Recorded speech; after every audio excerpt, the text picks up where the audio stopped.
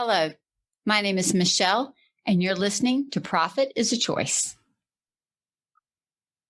Joining me on the podcast today is Kaitlin Brophy, and she is with Brook and Elm. And what I love about the conversation that we're about to have is that it's going to be focused on creating a niche company from the very beginning, using skill sets from a prior career, and also just building a business with intentionality. So I hope you enjoy the podcast. Every day, empowered entrepreneurs are taking ownership of their company financial health and enjoying the rewards of reduced stress and more creativity. With my background as a financial software developer, owner of multiple businesses in the interior design industry, educator, and speaker, I coach women in the interior design industry to increase their profits, regain ownership of their bottom line, and to have fun again in their business. Welcome to Profit is a Choice.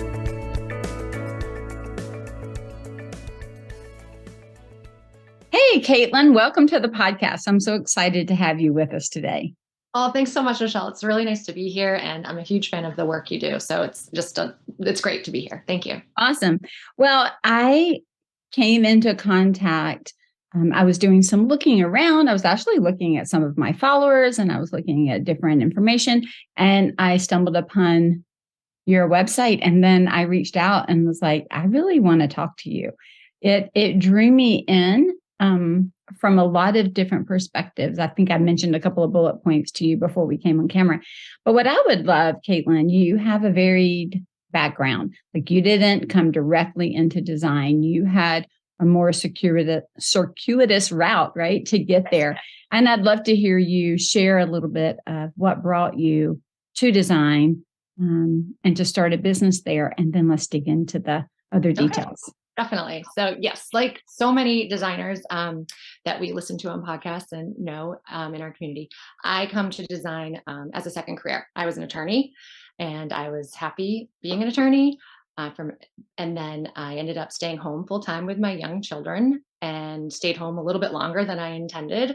But the whole time I was home, I knew it was going to be temporary. I was always thinking of my return. Trying to very much enjoy the moment home with my kids, which I had very much so, but thinking about what I would do next. And design was something. I've been a lifelong design enthusiast. I remember still like picking out the paint colors for my room in kindergarten. When we moved to a new house, I had a subscription to Martha Stewart Living magazine in middle school. So design's been a big part of my life. I love helping family and friends, and always have.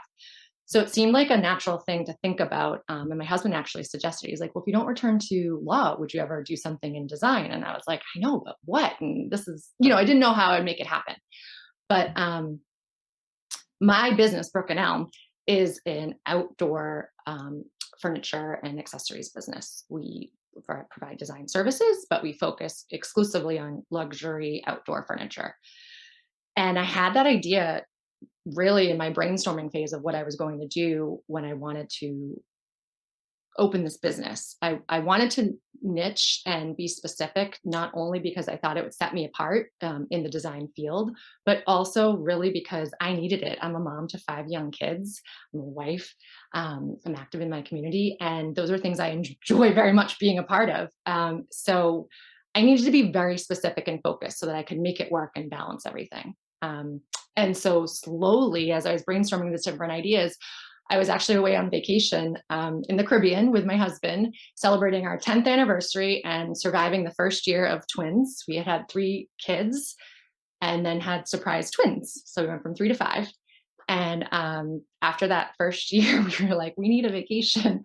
We were sitting out in this beautiful space, and just kind of came to me like how much I was enjoying myself looking at this furniture. Just, it was like eye candy. And I thought, oh my gosh, wouldn't it be so cool to have, resort inspired furniture back home, or, if you could do that. And then I was like, wait, that could be my idea. That could be my business. And this was in 2017. So this has been a long time in coming in terms of just having the idea and then getting from that moment of the idea to, where I am now.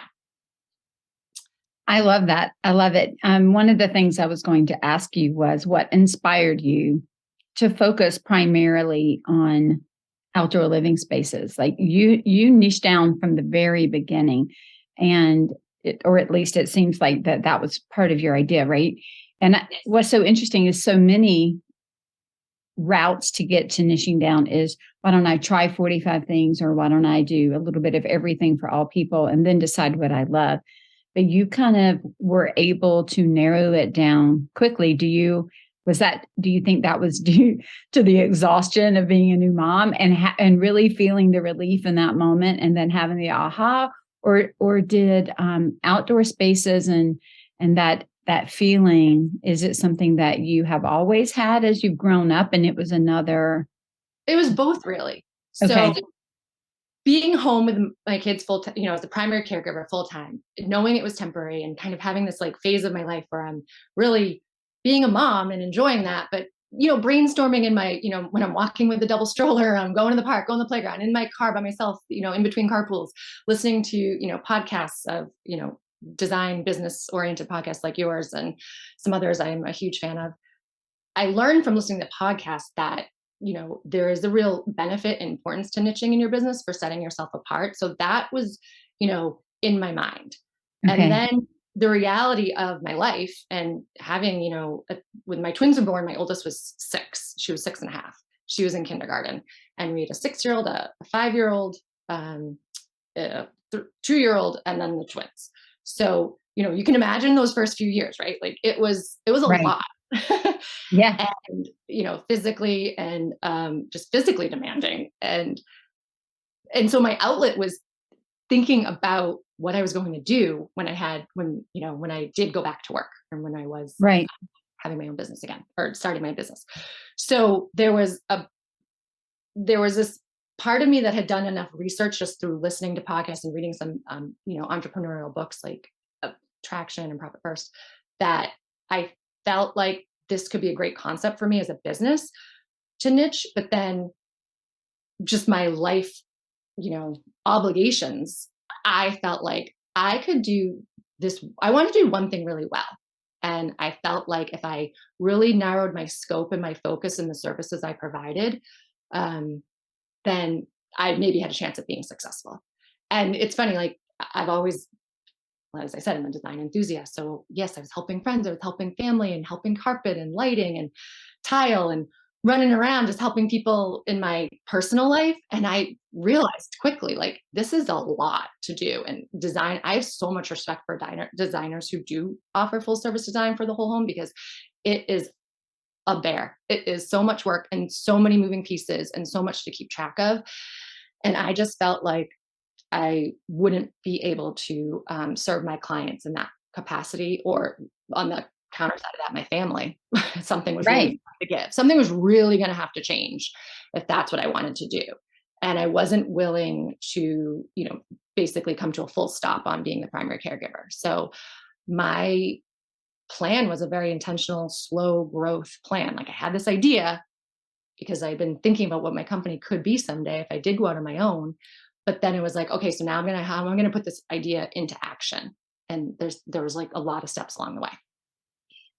I love the marriage of not just your own marriage, right? But the marriage of business and life together. And that was one of the things that we talked about before we came on air. It's just, we all have different seasons of life. I remember after 10 years in corporate, coming home to raise my family and starting, how can I get involved in this design community, yet also be home with my kids, in different times and different seasons. And so when I started, I did a lot of my work nights and weekends. Like after my husband came home and after we had dinner and bath and bedtime, I would go to work Yes. on things that I could not do while the kids were around, because it usually involved sharp objects and sewing machines and needles and things that, in the fabrication. But I loved it. It gave me a creative outlet. It gave me a way to see the full dimensionality of who I was created to be. Not that mom or wife or any of those are not enough, but for me, it just wasn't a representation of all that I had to bring to the world, right? And I didn't need any one thing to take up all the space. I wanted to be able to be kind of a whole person, in that I need to have some type of an outlet to express my creativity and my desires. But I also wanted to be that mom, and I wanted to be wife, and I wanted to be able to go pick them up at, preschool, or to do whatever I needed to do. And so how do I create a life that allows me to do that and to grow? And Kaitlin, I know yours are still probably pretty young. Yes, the youngest are 6 now. They're 6 now? Yes, they're in first grade. Okay. And so you even have more time now than you would have had right after, when the first idea came to you, right? Yeah. So everything you just said really resonates with me. So that's exactly how I felt. And, I wasn't working late at night at the time. I was really just home. And, I stayed involved with the company I had left. I worked for an international adoption agency actually before I stayed home full time. And I helped set up programs wherever whatever country we may be opening a program in. I work specifically on several Asia countries, a special needs program. And so that was very intense work. And I really enjoyed it, and it was very fulfilling. But for a variety of reasons, I decided to stay home. And then I did really want to be present and a part of the preschool pickup and drop off, and everything else that goes into it. In fact, I stayed active with my agency, doing volunteer work, taking on projects here and there. I got really involved in my children's preschool. I eventually was on the board of that preschool. So I was doing all these things to stay busy and kind of keep my foot in the door of who I was before I had kids. But then slowly the idea for the design business came, and then I honed it. And like you said, like, it's fulfilling to be home with your kids and present and doing, that role well. But then as I kind of always thought, well, what am I going to do when they are all in school though? What's next? Like, this is, like seasons. There'll be a new season coming. And I I guess I project, but I felt like, well, while I'm still in this phase, it's nice to kind of think about what I will do so that I've sort of laid a foundation and can jump right in and get going, versus doing all that building and starting right then. I just knew myself. I knew I'd want to be active once they were gone. So it's funny how things work. I had that idea, like I said, in 2017 for Brook and Elm to be, have an outdoor business. And then we moved from Connecticut to Massachusetts. We bought a home that was a spec build. It had, no carpet, no window treatments, nothing. So I hired a small design firm to help me with the custom window treatments. And the owner who came to work on our project, well, we just really hit it off, and we just got to really know each other. And one thing led to another. And I ended up going to work for them in a very part-time capacity, but as a business development associate, essentially. They didn't have this role, but our conversations were such that she knew I loved design. She knew I wanted to get back working, but at the time it didn't even seem conceivable. My oldest at the time was 7. I had a 7-year-old, 6-year-old, right, year-old and 1-year-old. So when she mentioned, like, would you ever, want to go back to work? And I said, yes, definitely. And kind of talked about that. And then she said, well, I could really use someone like you, I think. And I was like, well, oh my gosh, I would love to talk to you about that. And I didn't even know how it was all going to happen, but I just sort of knew there was just feeling like I have to say yes to this, and I don't know what's going to happen. But it just got me and my family used to me working outside the home again in a very manageable capacity, but doing something that I knew I could bring value to them.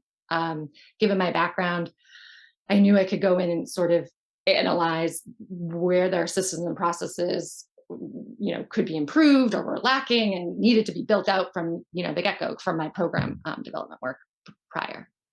That's so interesting. So my kids now are, let's see, at the time this comes out, they're going to be like 25 and 27, almost 26 and 28 this year. Both, one's married, one's getting married in a few months. And so they're grown. And when I started, they were 2 and 4. So, we've really traversed a lot with them as they've grown. I love, because I think one of the things that was easy for me to translate into the businesses that I've created are those operations and procedures. all the way back from building software. It's methodical. There is a way to do it. There is a process. There is a list of things to be thinking about or to consider. And you had some operational and organizational work in your program work. So you were able to, I love this because you were able to translate those skills for this other company, which then laid the groundwork for you to translate them into the company that you were going to launch as well, right? Yes, exactly. And I think that's something I didn't really know it at the time what I was doing, but what I was using is my transferable skill set. That's You know, right. I went to law school. I practiced law.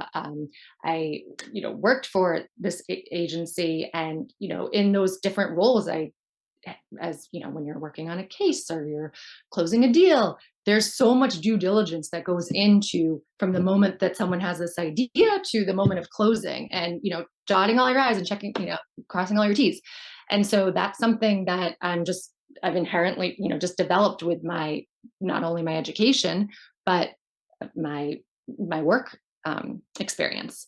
And so I felt like, okay, where I'm lacking in design, true design training, what I can bring to this small business, meaning interior details at the time, was how I can help work on your business. So you can be, because you're so busy working in your business. Mhm. And it's just been, and I still consult for them pretty much on a weekly basis, actually. Maureen has been, and Kevin have been great mentors to me and very supportive of my new venture. I worked there in a very flexible capacity since, I guess that was like late 2017, early 2018 when I really started there. And my role evolved. I became, their director of business development eventually. And there were so many great projects I got to work on for them that I've just learned so much from doing the work. Um, Right. so that was a great stepping stone to where I am now, which was then launching my own business. I think sometimes we miss the transferable skills. We really do. Even those that say, well, I've never worked in corporate. But if you've managed a home with children, if you have, heck, if you've ever been a babysitter, I mean, if you've just like been responsible for keeping a pet alive, right? There are transferable skills to all things. It's interesting. I've seen a lot of people come out of the legal environment. I've seen people come out of nursing environments, a lot of school teachers or people with teaching backgrounds. There's so many skills that triage, right? What's most important? What's least important?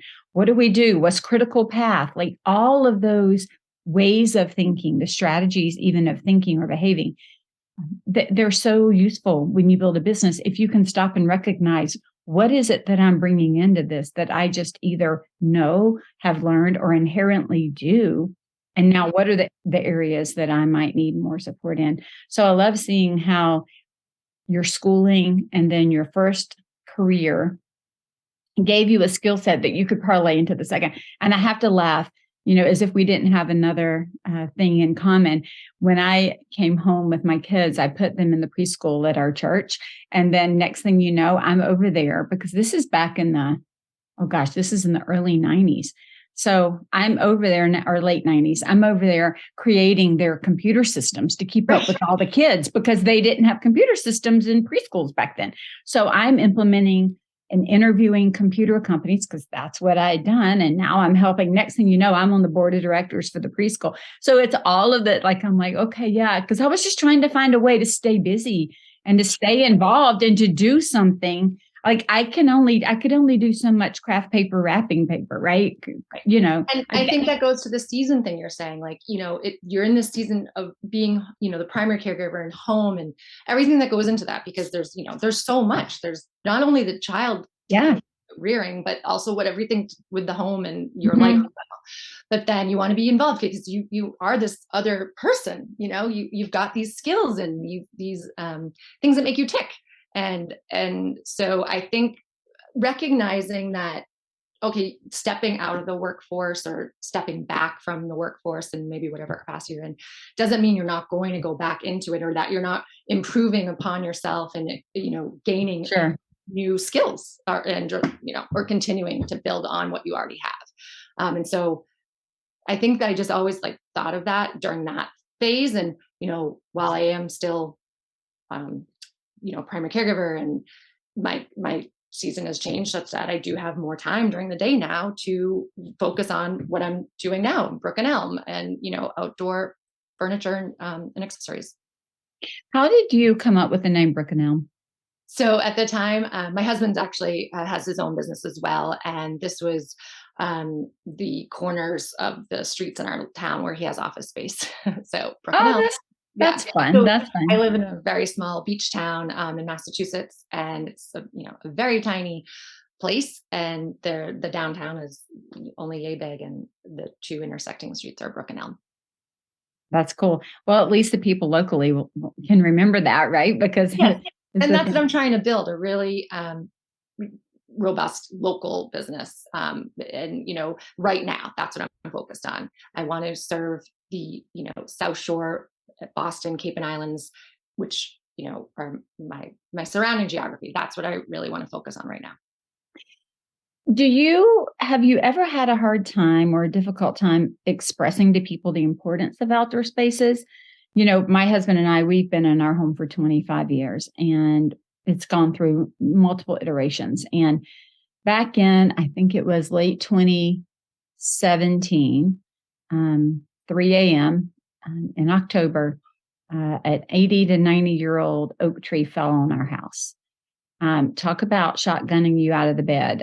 We thought, like, we literally thought a plane or a car, something had hit our house, the whole house shook. Long story short, it hit the back deck and it came in through our main family room. Well, we had always wanted a screened in back porch, but we just had not gotten around to it. Well, now the whole back porch was gone. Like, everything we had on the back deck was gone. We had a hole in the roof. It's pouring rain the next day. Like, it was a hot mess.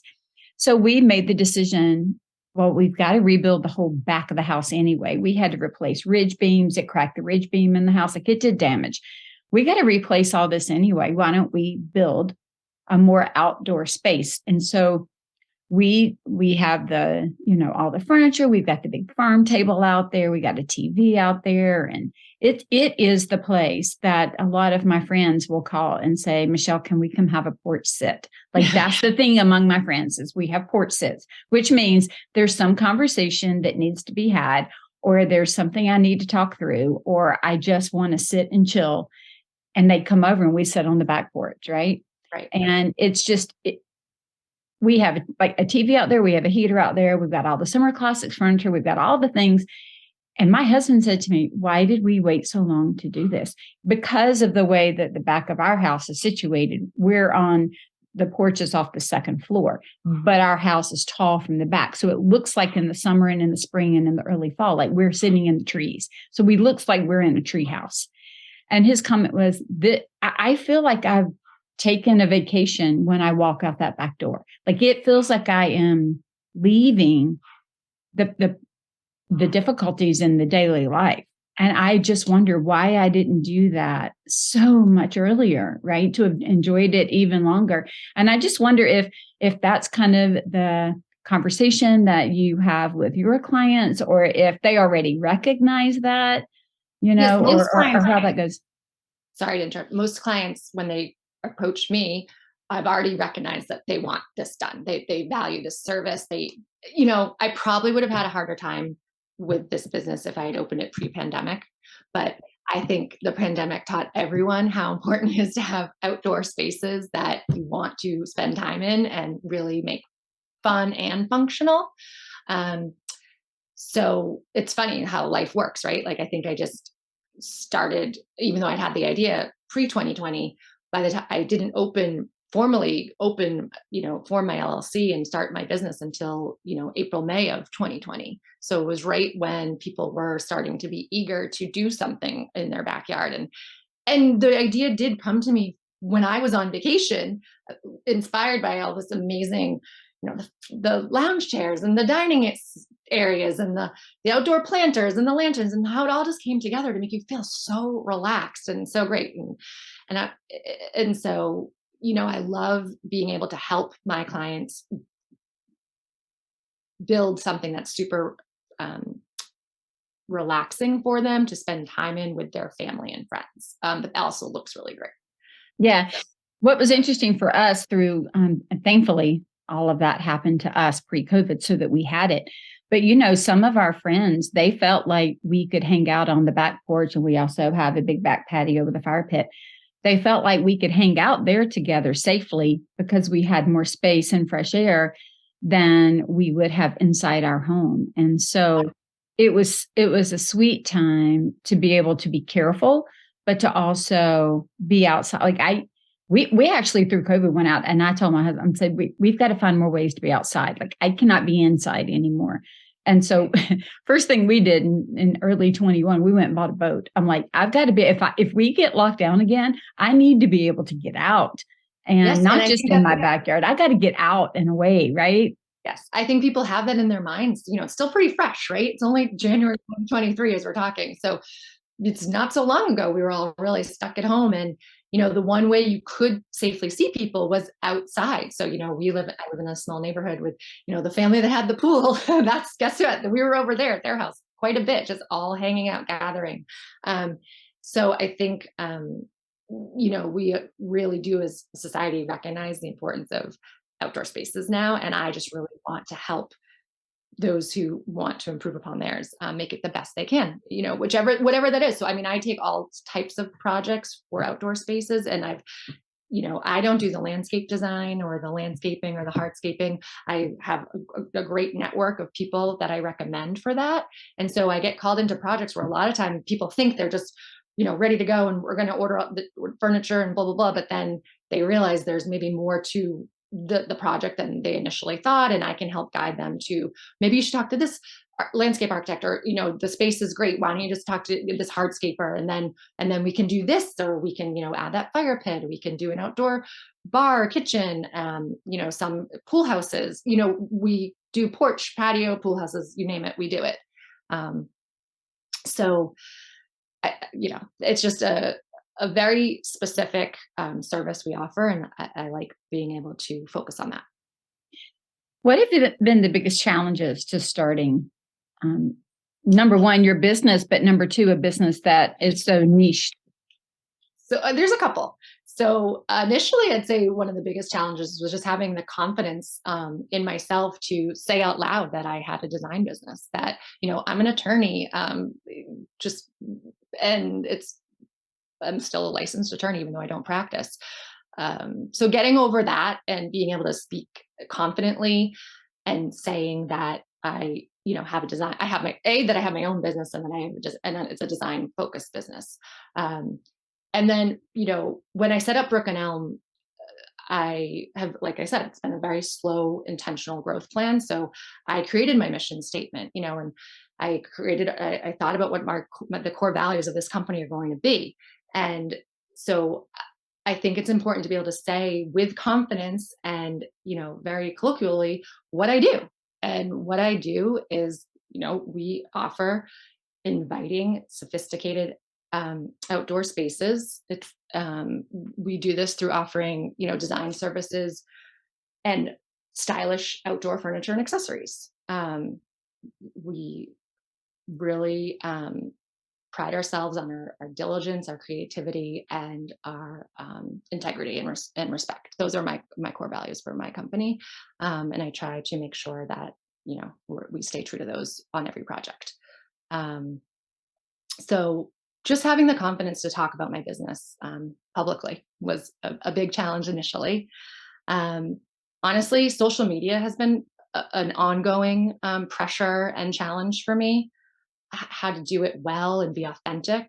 I'm not a big poster or scroller in my personal life, and I have it, I do it, but sporadically and not even daily. So but I recognize as a business owner, especially a design oriented business, how important it is to have a robust social media presence these days.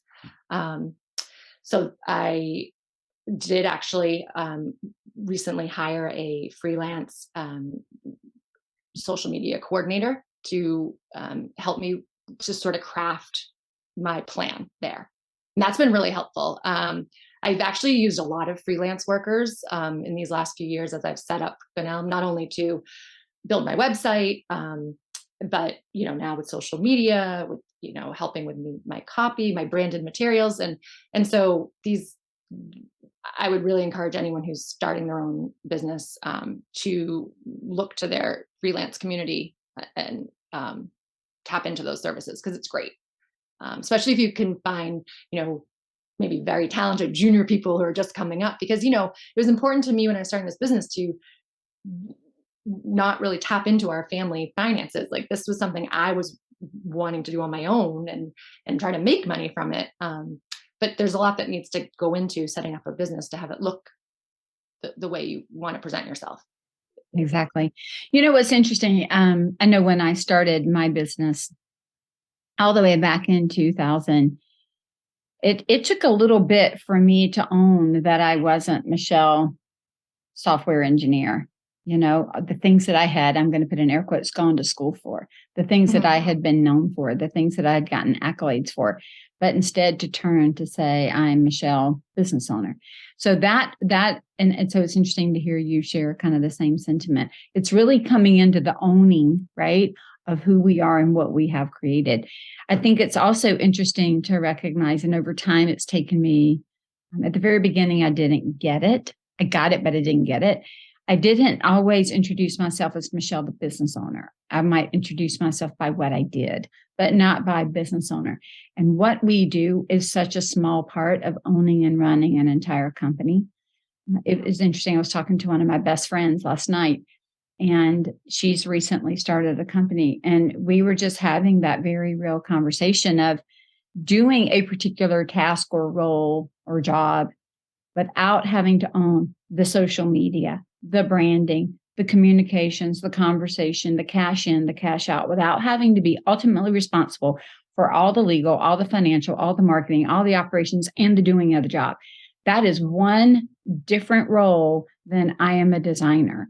It's very different than I am a business coach. It's different because we could go do these things for other companies and they would have to own all of the pressure that would keep them up at night around that. We don't. But when you own it all, it's different. And so I can even go back through my journey, Kaitlin, and see where I started by kind of embracing the fact that I could do the role or task that my company did. Then I could see that I was kind of owning the financial aspects. Then I could see that I was owning the operations. So there's a growth pattern, I think, that goes in to so much. There's so much more than just I design. There's so much more, right? And how many people, and no offense to anybody listening, because we've all done it at some point, but that'd be like saying, oh, I've got a camera, I can take pictures, therefore I'm going to open a photography studio.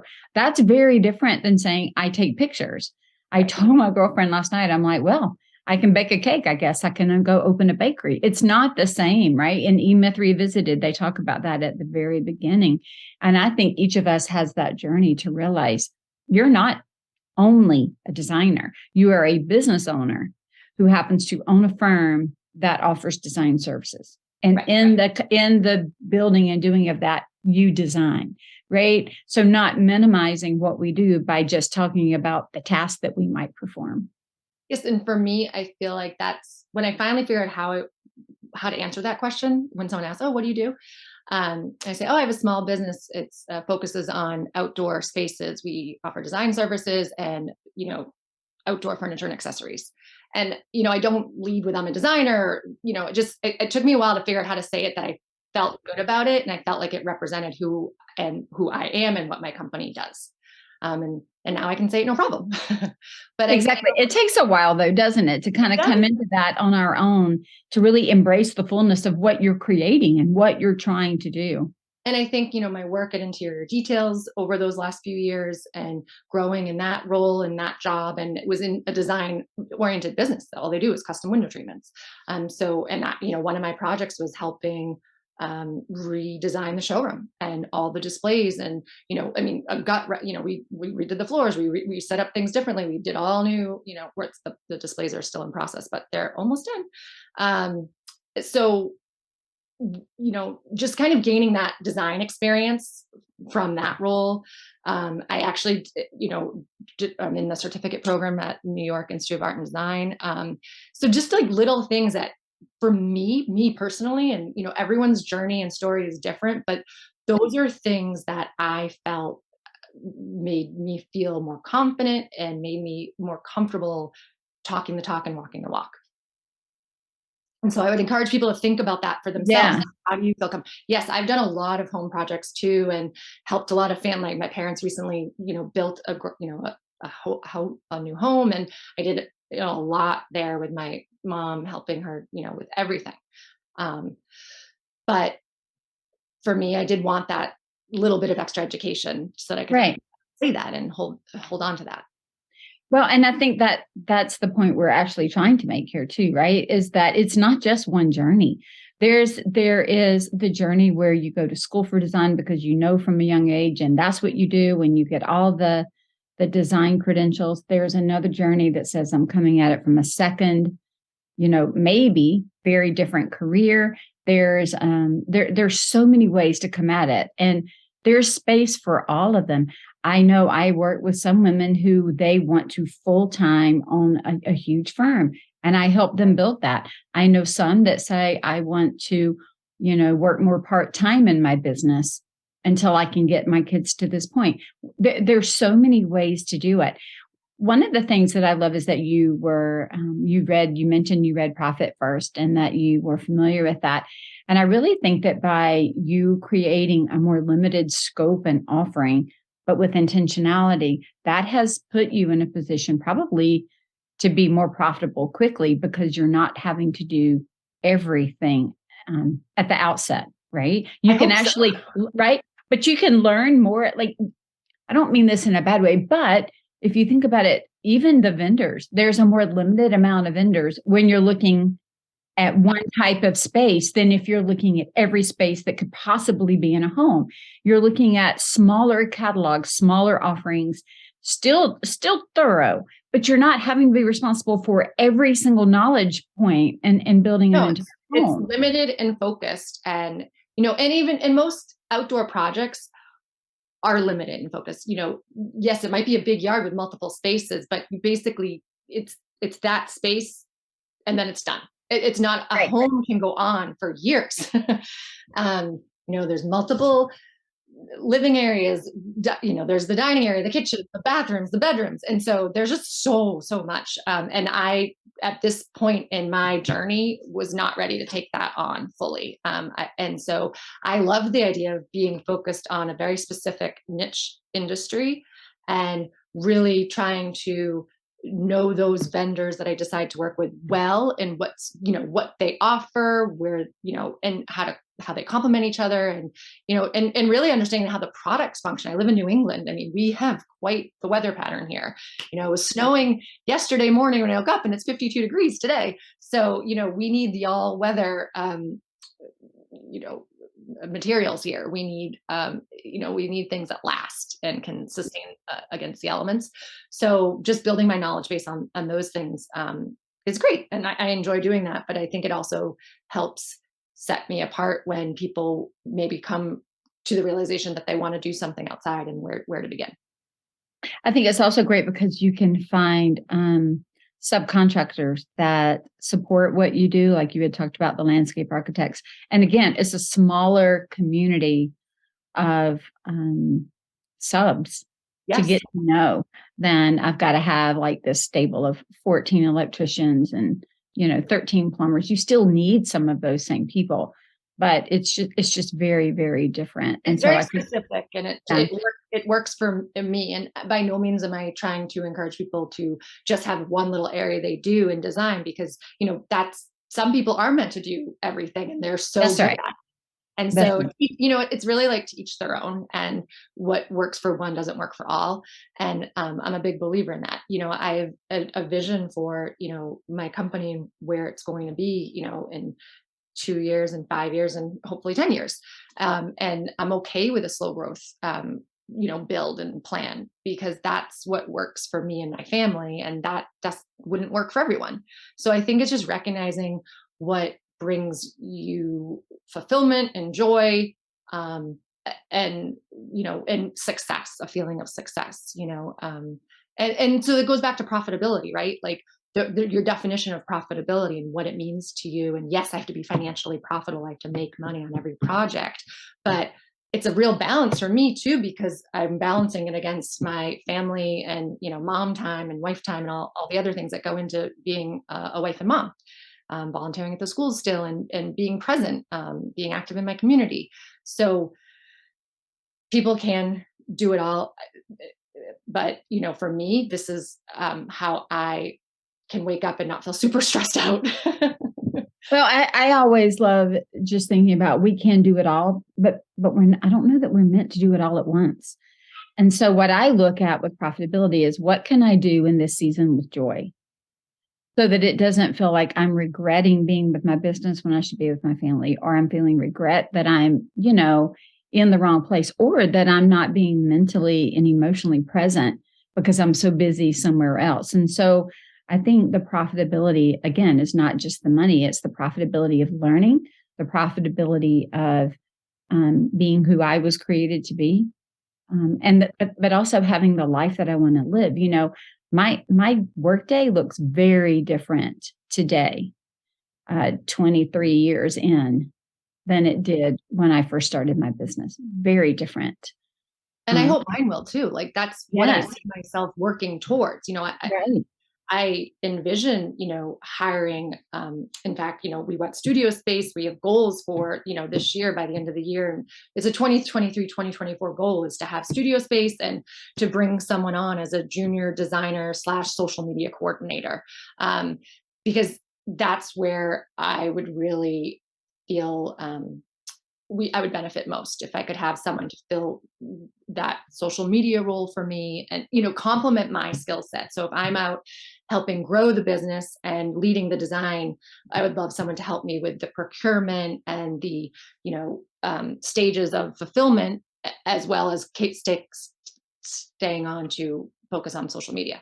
But my workday is, essentially the hours my kids are in school, with 2 days that I tend to work a little bit longer. So, I am having a regular sitter here who helps me with the driving, the logistics of our life. And so, yes, I do need to be financially profitable. This is not a hobby, Right, exactly. this is a career move, and it needs to, pay for my time. So, but my workday 5 years from now should be quite different than what it is today. Right. I watched the seasons of mind change as they got to elementary, then as they got to middle school, then as they got to high school, then when they went to college, but even summers home when they were home, or, what it might look like. And I'm now, like right now, I could work as much as I wanted, and that's not always healthy either. So now I'm having to put where in the past we had boundaries around our workday based on what the kids' needs were. Like we need to run them here, drive them there, go to the sporting event, go to this drumline event, whatever it was they were involved in. But now I have nobody else asking for that time. So if I don't put my own personal boundaries around it, it's easy for me to sit here, especially with two companies, to just work and work and work. And I love working. I enjoy it. I get fulfillment out of this. But at the same time, my husband's kind of like, hello, I'm still over here. Could we, go for a walk or go out to dinner? And then we're now looking at aging parents. And we're looking at, with married children, within the next 5-7 years, we're probably going to have grandchildren. And so what might that look like? I don't know that I want to be sitting here. That's going to give me another reason to maybe put some boundaries around some of my work time so that I can be that grandmother that I want to be, the same way I was able to be mom. And I think that is the beauty of owning our companies and building them, is we get to build them for the life we want to have. And Kaitlin, I know that we didn't go directly there, but I know that you've had the conversation with your husband just based on the way our conversation has gone. And my husband and I are having it now. What do we want our life to look like? What is the outdoor element of our life look like? What does the indoor element look like? What does our travel plans look like? How close do we want to be, in proximity to where our children live? Because we've been looking at, do we renovate our home or do we move? And if we move, how do we be the grandparents that we want to be in a few years? And we can't expect, our sons and their wives with a 1-year-old to always be the traveling people. So, what is happening with our parent? Like all these life conversations are starting to occur. because of the season we're in and the ones we're walking into. And I just don't want the listeners to miss the opportunity that we get to build the life and the business that we desire. And so doing those constant check-ins with yourself and constant check-ins with the other people in your life to say, what is it that we're building? Because if we don't do that, I can tell you from my own experience, the business can get away from you. It can grow faster than you want it to grow. It can go in a direction you didn't intend for it to go without that intentionality. Definitely. I think intentionality is so important. And yes, I've had that conversation many times with my husband about what we are doing together, what I'm doing in this role, how it all works in sync, with our goals for our family and for our own careers. And, I think when you have an intentional plan and you break it down into smaller, more manageable goals, for me, that makes me feel like I'm working towards something that's exciting, but doable. And so, right now it's being very specific about who my ideal client is and, the jobs I take on. And, being busy trying to market this business, but also being intentional about the types of projects we work on. So that I can be available to my family in the way I want to be. And that gives me a lot of, satisfaction and makes me feel good. But I really do love what I'm building with this business. And so, yeah, for me, wanting to build my own business was important so that I could have the flexibility and control over my time. And I think the way I continue to hopefully do that is, something I've learned from you as well. And some other podcasts I listen to is just, the importance of time blocking and having systems and processes in place, because they basically help you just be more efficient and keep everything rolling and working well, so that you're not waking up in the middle of the night or staying up super late or waking up super early to kind of be that hamster on the wheel. Exactly. So Kaitlin, as we wrap up, tell everybody where they can find you. What's your social media, your website, where are you hanging out? So it's Brook and Elm, just the words Brook and Elm.com. And my handle is Brook and Elm. It's quite easy to find me. We are in Cohasset, Massachusetts, and we focus on creating inviting outdoor spaces. It's amazing what you've built, and I think you've done a beautiful job at it. Thank you so much for joining us today, and we'll have all of your information in our show notes. Okay, thanks so much, Michele. It was so nice to meet you and to have this conversation. I really appreciate the opportunity, and you've been so helpful to me in my own journey, so thank you. You're very welcome. Thank you, Kaitlin, for joining us on the podcast today. It was really a delight to hear how you have built your business, being very intentional, niching down from the beginning, and honestly stair-stepping, not feeling like you had to go from a career to being a mom with 5 young children to building this huge conglomerate. And so thank you for just sharing with us how you are building based on the season that you're in. If you're watching this or if you're listening to this podcast, I would love for you to reach out and let me know the type of business you're building. Let me know what your intentionality plan is. And if you need help, either building a business with strategy or building a business with goals that are very actionable that you want to follow, head over to scarletthreadconsulting.com and fill out a discovery form. Let's get on the phone and talk about how we can support you in building the business that you want with intention. Being intentional creates profit, and profit doesn't happen by accident.